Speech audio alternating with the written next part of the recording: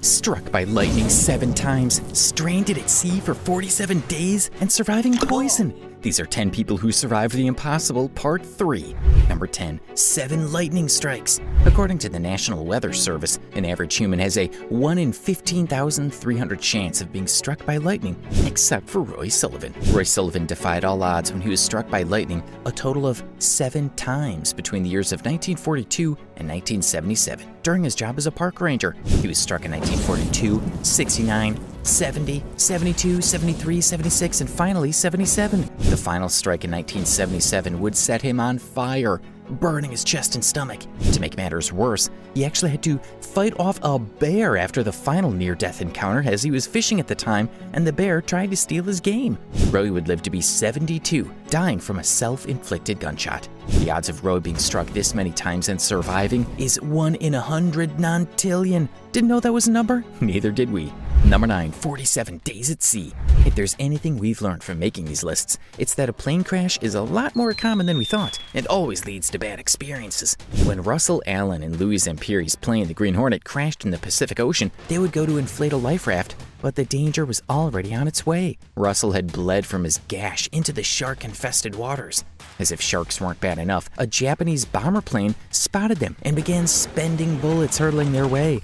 They managed to survive by hiding in the shark-infested waters, hoping to not get eaten. When they eventually found land, they ended up on Japanese grounds and were sent to prison camps. 2 years later, Russell would escape and return to his hometown to become a teacher. I don't think I could have survived an event like this, do you? To survive such craziness and struggle feels, well, impossible. Number 8, poisoning and burns. The saxophone is one of the most popular instruments on the planet, but did you know its creator survived multiple near-death scenarios? Adolphe Sax was considered by his mother that he was a child meant to suffer. When he was merely 3 years old, he survived drinking a bowl full of sulfuric acid and pin. Later in childhood, would survive poisoning and suffocation in his bedroom where varnished items were kept, and finally fell on a hot frying pan that left him with severe bruising. You'd think living through all of this hardship at such a young age would cause him to live a much shorter life than normal, but he would go on to invent the saxophone and live to 79 years old. Interesting to see how even the most creatively talented people in the world can still go through such crazy near-death experiences and keep going.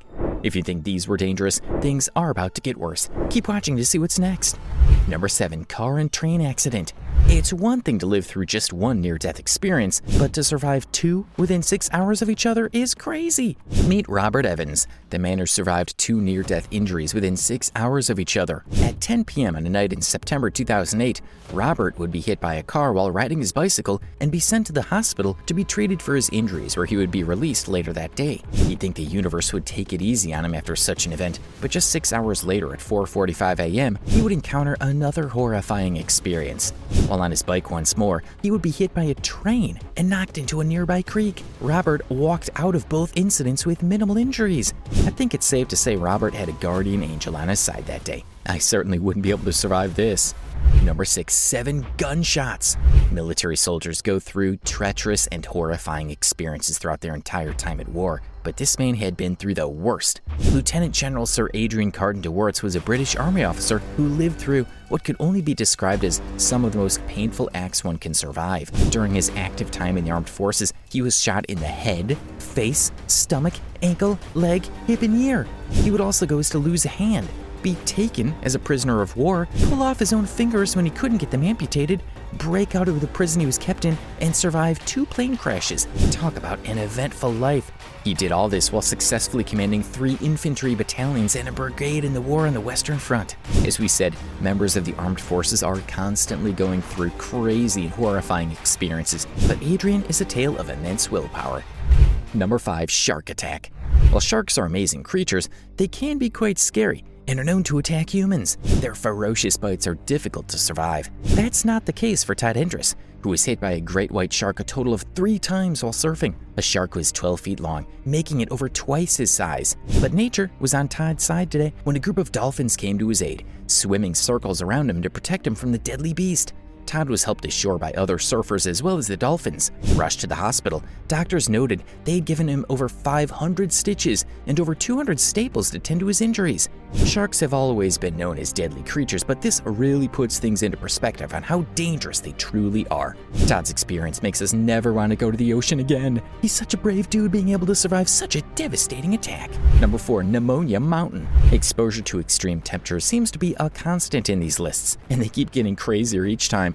Jim Wickwire is the next poor soul on the docket. Sitting at a massive 8,611 meters high, the K2 mountain in Asia is a behemoth. Jim Wickwire had failed to climb it once before. 3 years later, he set out to attempt his trek once more. This time around, Jim made what could have been a fatal mistake. He decided to climb without any additional oxygen, tent, a light, and general survival supplies. The only protection he had was a thin nylon sack that allowed him to block the cold winds just long enough to survive until morning, when civilians found him at the summit.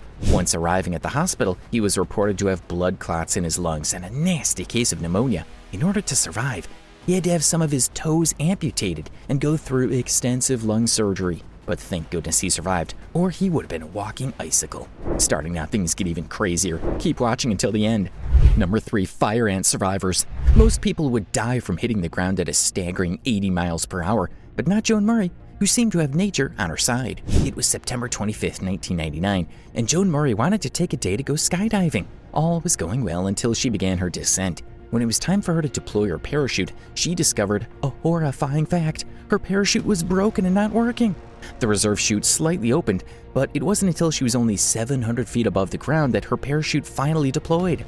But by then it was far too late, and she smacked against the ground at 80 miles per hour, landing on a pit of fire ants. But this landing would become the key to her survival, as the ant bit her over 200 times before help survived. The ant bites and the venom within them kept her heart pumping. She went into a 2-week coma and underwent 20 surgeries, 17 blood transfusions, and was able to stand after 6 whole weeks in the hospital. To say Jean had been through the worst of the worst is an understatement. Number 2, pilot plane rescue. With all the plane crashes that have been on these lists so far, it's common knowledge now that when a door or window opens while in midair, people will be sucked out of the plane for certain doom.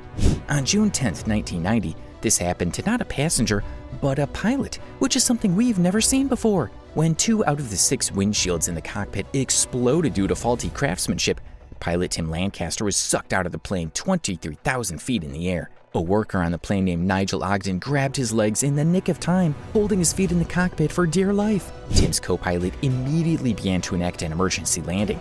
Tim fractured his arm and wrist, as well as suffered severe frostbite. His savior Nigel dislocated his shoulder and suffered frostbite on his face. Investigation after the fact revealed that the faulty windshield had been installed only 27 hours prior to the flight and had most likely not been properly checked for safety measures before putting the plane in the air. I think we can all give a round of applause to Nigel for being the hero he was and saving this pilot's life. Number 1, jumped on a grenade.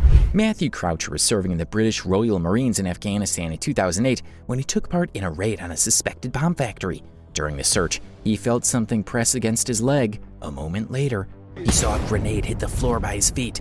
After shouting a warning to the other members of his patrol, Croucher proved that he watched too much TV by jumping onto the grenade, which soon exploded. Miraculously, no one was hurt, not even Croucher, because not long after he landed on the grenade face first, he rolled over and pinned the grenade to the ground under his backpack and body armor, tucking his legs to his chest in the process. When the grenade exploded, the Lance Corporal was thrown across the room, his backpack shredded and ablaze, and his body armor and helmet peppered with grenade fragments. He himself, however, walked away with nothing more than a headache, a nosebleed, and probably free pints for life from all the Marines who didn't jump on a grenade that day. It seems as if people who survive near-death experiences like this are one of two things: incredibly lucky or heroes.